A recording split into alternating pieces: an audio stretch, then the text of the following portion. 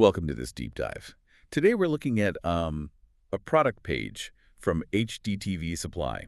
It's for a piece of pro video gear called the AJA ROI-SDI Scan Converter. Right, the scan converter. Yeah, and our mission here is to figure out exactly why this thing, which is, smaller than a paperback book, commands a premium price tag of $1,295. I mean, it sounds totally absurd on the surface. Almost $1,300 for a tiny box. It really does. Like, wait, pay all that just to crop a video? Yeah, but we are talking about high-stakes live broadcast environments here. This isn't, just making a quick social media clip in your bedroom. Right. It's about flawlessly manipulating spatial reality on the fly. Okay, so let's unpack this. The namesake feature here is the ROI, or region of interest scaling. Exactly, the region of interest. But honestly, I have to ask, $1,300 just to crop and rotate. I mean, I can literally do that on my smartphone right now for free. What is this box actually doing that my phone can't? Well, your phone introduces lag, right? And software compression. Oh, sure. Yeah, that makes sense. When you're dealing with massive live video feeds, you simply can't afford a single dropped frame or even like a millisecond of latency. Because it would ruin the whole broadcast. Exactly. So the scan converter acts as a dedicated hardware engine.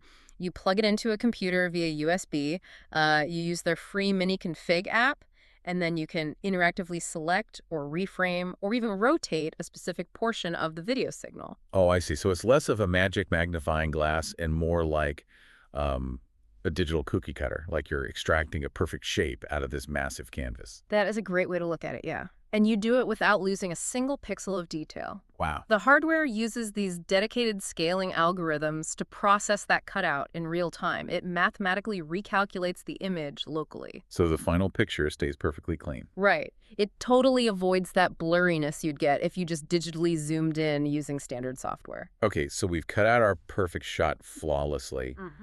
The next problem is getting that signal where it needs to go. Always the hardest part. Right. So looking at the specs, it has this mirroring capability. It outputs to 3G-SDI and HDI simultaneously. Plus a direct 3G-SDI loop-through. Yeah, that loop-through. Right. But for anyone listening who isn't, pulling cables every single day, why is 3G-SDI such a big deal compared to just using a normal HDMI cord?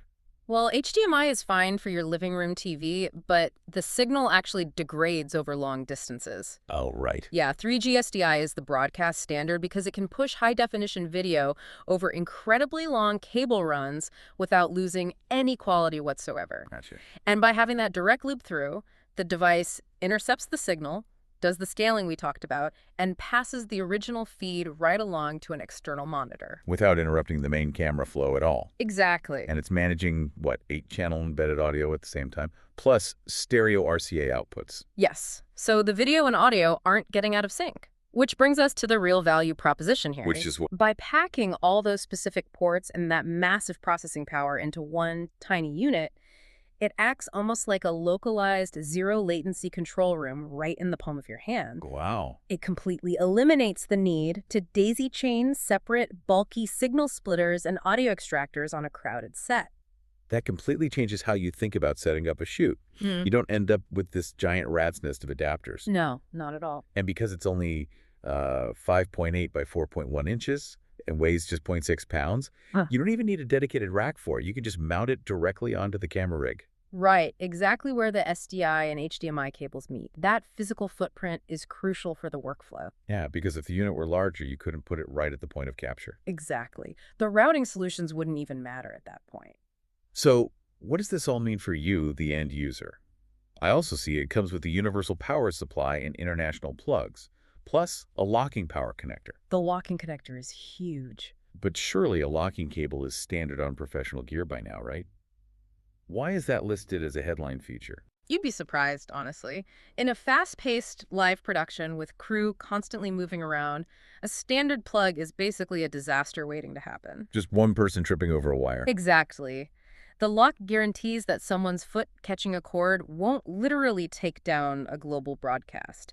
It's a tiny detail, but it solves a massive real-world anxiety. It totally makes sense why HDTV Supply gets so many 5-star reviews for helping people navigate these setups. Yeah, their service reps really know their stuff. If you're building a live broadcast, knowing these hyper-specific bottlenecks and finding the exact invisible infrastructure to solve them is just everything. It really forces you to appreciate the hidden engineering, the stuff that makes a flawless live event look completely effortless to the audience at home. Absolutely.